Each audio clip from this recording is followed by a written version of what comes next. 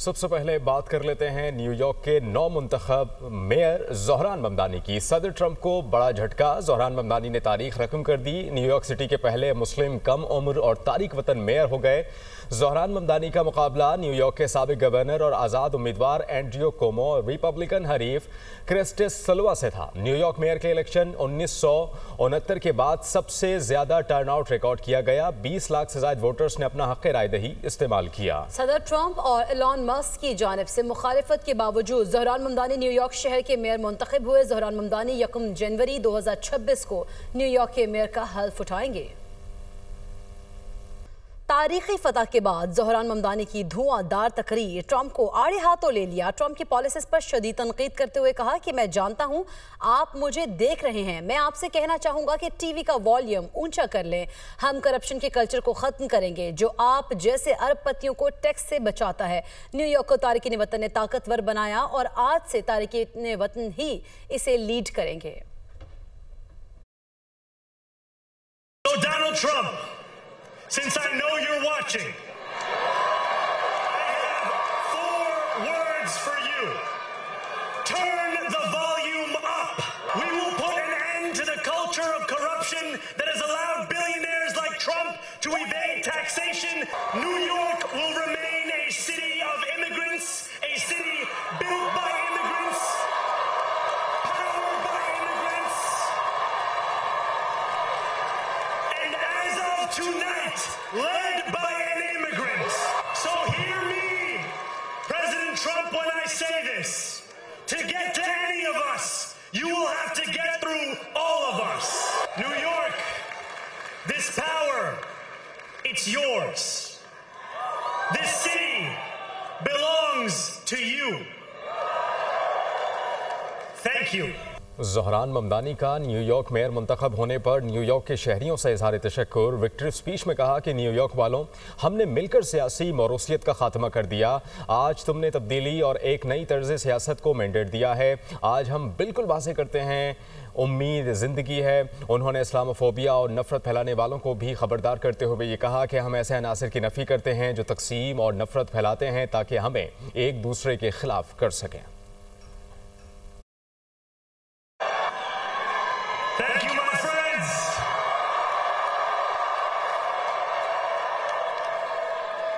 My friends, we have toppled a political dynasty.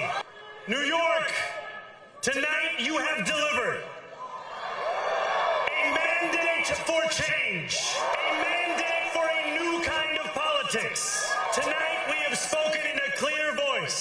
Hope is alive.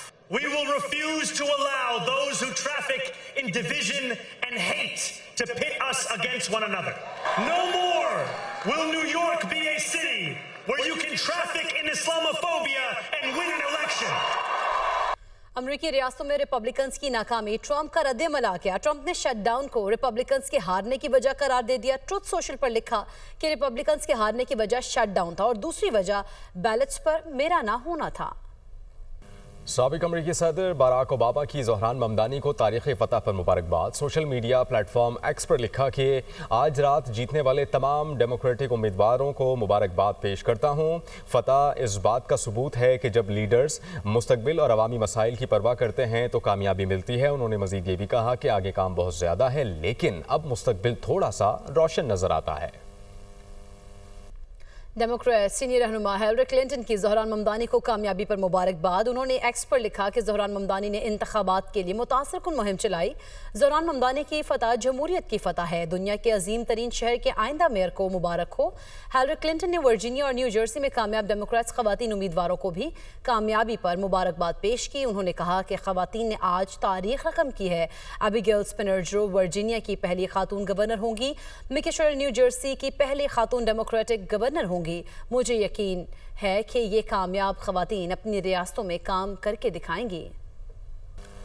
Democrats की मशरक़ी रियासतों में बड़ी कामयाबी। न्यूयॉर्क, न्यू जर्सी और वर्जीनिया में तारीख रकम कर दी। ज़ोहरान ममदानी न्यूयॉर्क सिटी के मेयर मुंतखब हो गए। एबिगेल स्पेनबर्जर और वर्जीनिया की पहली खातून बन गई हैं, जबकि मैकी शेरिल ने न्यू जर्सी में गवर्नर का इंतखाब किया। एबिगेल स्पेनबर्जर वर्जीनिया की पहली खातून गवर्नर बनी है।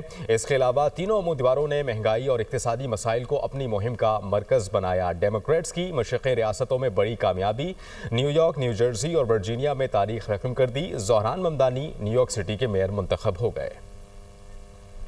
आगे बढ़ते को बताएं, सदर ममलिकत आसिफ अली जरदारी की चीन के नायब सदर से मुलाकात दोहा में समाजी तरक्की से मुतालिक दूसरी आलमी कॉन्फ्रेंस के मौके पर हुई। सदर ममलिकत ने कहा कि पाकिस्तान और चीन आहनी भाई और हर मौसम के स्ट्रेटेजिक शराकतदार हैं। चीन से दोस्ती पाकिस्तान की खारिजा पॉलिसी का बुनियादी सुतून है। सी पैक के कामयाब नफाज में चीन के ताउन को सराहा। सी पैक का दूसरा मरहला आला मयार की तरक्की के नए दौर में दाखिल हो चुका है। चीनी नायब सदर ने पाकिस्तान की दहशतगर्दी के खिलाफ कोशिशों और इलाकाई अमन के लिए किरदार को सराहा। चीनी नायब सदर ने कहा कि चीन सी पैक के दूसरे मरहले में पाकिस्तान की तरक्की में ताउन जारी रखेगा। पाकिस्तान पीपल्स पार्टी और JUI रहनुमाओं के दरमियान राबते। ज़राई के मुताबिक मौलाना फजल रहमान और बिलावल भुट्टो की मुलाकात इसी हफ्ते होगी। पाकिस्तान पीपल्स पार्टी मुजव्वज़ा आईनी तरामीम की बाज़ शिकों पर तज़ब्ज़ुब में मुब्तला है। मोहम्मद अशद कराची से हमें ज्वाइन कर रहे हैं। अशद, क्या मामला चल रहे हैं, क्या अपडेट्स आ रही हैं और क्या होने वाला है आईनी तरमीम से मुताल्लिक?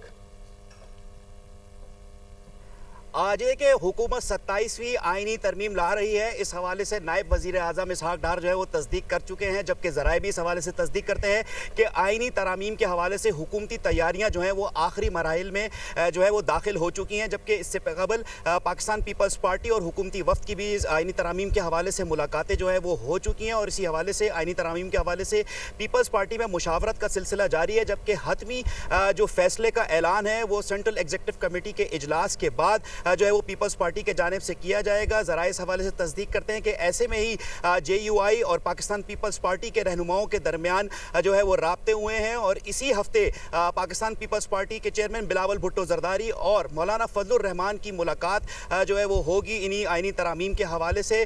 ज़रा का ये भी कहना है कि पीपल्स पार्टी 27वीं आईनी कुछ बास तरामीम के ऊपर जो है वो तज़ब्ज़ुब का शिकार है। यही वजह है कि पाकिस्तान पीपल्स पार्टी JUI के साथ मिलकर यकसा मौक़िफ़ जो है वो इन आईनी तरामीम के ऊपर पेश करना चाहती है। जी ठीक है, आप हमें अपडेट कर रहे थे इस बड़ी आईनी तरमीम से मुताल्लिक और मुलाकातों का सिलसिला भी जारी है। बहुत शुक्रिया अशद। रवा माली साल के 4 माह में तिजारती खसारा 38% से ज़ायद बढ़ गया। जुलाई से अक्टूबर के दौरान तिजारती खसारा 12 अरब 58 करोड़ डॉलर रिकॉर्ड हुआ। इदारा शुमारियात के मुताबिक गुज़श्ता माली साल इसी मुद्दत में खसारा 9 अरब 11 करोड़ डॉलर था। इब्तदाई 4 माह में बरामदात 4% से ज़्यादा कम हुई हैं। इसी पर बात करेंगे। मुदस्सिर अली राना हमारे साथ मौजूद हैं। जी मुदस्सिर, बताइएगा इदारा शुमारियात में मज़ीद क्या आदाद शुमार जारी किए हैं?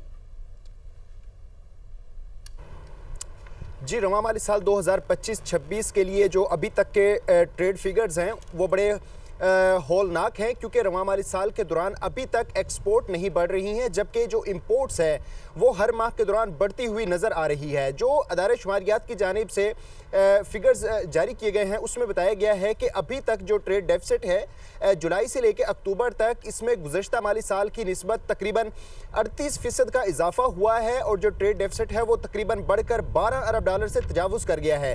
गुज़श्ता माली साल जो 2024-25 था उसमें इसी अरसे के दौरान यानी जुलाई से अक्टूबर तक जो ट्रेड डेफिसिट है वो तकरीबन 9 अरब 11 करोड़ डॉलर था, जबकि ये रवा माली साल 12 अरब 58 करोड़ डॉलर तक पहुंच चुका है। यानी कि गुज़श्ता माली साल की निस्बत रवा माली साल जो तिजारती खसारा है इसमें तकरीबन 3.5 अरब डॉलर का इजाफा रिकॉर्ड किया गया है। होना ये चाहिए था कि एक्सपोर्ट इंक्रीज़ हों जबकि इंपोर्ट डिक्रीज़ हों, लेकिन ये इसके उलट में चल रहा है। पाकिस्तान की जो एक्सपोर्ट है वो रवा माली साल के लिए जिसका टारगेट तकरीबन 35 अरब डॉलर रखा गया है उसमें डिक्रीज़ आ रहा है और जो इंपोर्ट का टारगेट रखा गया है 60 बिलियन डॉलर के राउंड अबाउट, इसमें इंक्रीज़ आ रहा है। तो अब ऐसा लग रहा है जो आदाद शुमार जारी किए गए हैं कि एक्सपोर्ट का टारगेट भी अचीव नहीं हो सकेगा और इंपोर्ट भी टारगेट से ज़्यादा रहेंगी। जो पहले 4 माह के नंबर्स हैं, आदाद शुमार हैं ट्रेड से मुतालिक, उसमें ये बताया गया है कि पहले 4 माह के दौरान जो एक्सपोर्ट है उसका टोटल साइज़ 10 अरब डॉलर से ज़्यादा रहा है, जबकि जो इंपोर्ट है वो 23 अरब डॉलर से तजावुज़ कर चुकी हैं।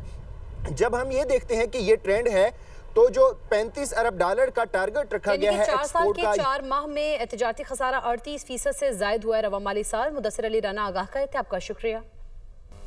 और अब कुछ बात कर लेते हैं कराची ई चालान के मामले पर। कराची में ट्रैफिक कवानीन की खिलाफ वर्जी पर ई चालान का मामला। अमीर जमात इस्लामी कराची मनम जफर और दीगर ने ई चालान को सिंध हाई कोर्ट में चैलेंज कर दिया। वकील दरख्वास्त गुजार के मुताबिक CCTV कैमरों और मसनूई ज़हान से खुद का निज़ाम के तहत ई चालान भेजे जा रहे हैं। बात करने के लिए अब्दुल लतीफ़ खान कराची से हमें ज्वाइन करेंगे। अब्दुल लतीफ़ खान, बताइएगा जमात इस्लामी की जानिब से क्या मौक़िफ़ अपनाया गया है दरख्वास्त में? जी बिल्कुल, ये ई चालान के खिलाफ कराची में तीसरी दरख्वास्त है जो कि दायर की गई है। जमात इस्लामी के कराची के अमीर मुनीम जफर और दीगर रहनुमाओं की जानिब से दरख्वास्त दायर की है और मतलब इसमें यह शेयर किया गया है कि शहर में मौजूद सड़कों का इंफ्रास्ट्रक्चर बहुत ज़्यादा खराब है, सड़कों की हालत खराब है। इसके साथ साथ जेब्रा क्रॉसिंग, ट्रैफिक सिग्नल और जो स्पीड लिमिट के साइन बोर्ड है वो तक मौजूद नहीं है और किस सूरत हाल में जो है वो फोर्सफुली जो है वो ई चालान को नाफिज करना और इस सिस्टम को नाफिज करना जो है वो इंतजाजी सलूक है। इसके साथ साथ जो भारी जुर्माने हैं उनका भी जो है वो जिक्र किया गया है। दरख्वास्त में ये मौके पर इख्तियार किया है कि जिस जुर्म का जुर्माना जो है वो लाहौर में 200 रुपए है, जिसमें मिसाल के तौर पे रॉन्ग साइड या स्पीड तेज रफ्तार चलाने पर, मोटरसाइकिल चलाने पर 200 रुपए जुर्माना है। ऐसी जो खिलाफ वर्जियों पर कराची में जुर्माना 5000 रुपए है जो कि शहरी से नाइंसाफी है। तो खास ये मौके पर इख्तियार किया गया है। ठीक है, यानी जुर्माने की रकम बहुत ज्यादा है और शहरियों को भी बहुत ज्यादा परेशानी का सामना करना पड़ रहा है कराची में। इस सारे मामले पर आप हमें अपडेट कर रहे थे अब्दुल लतीफ़, बहुत शुक्रिया।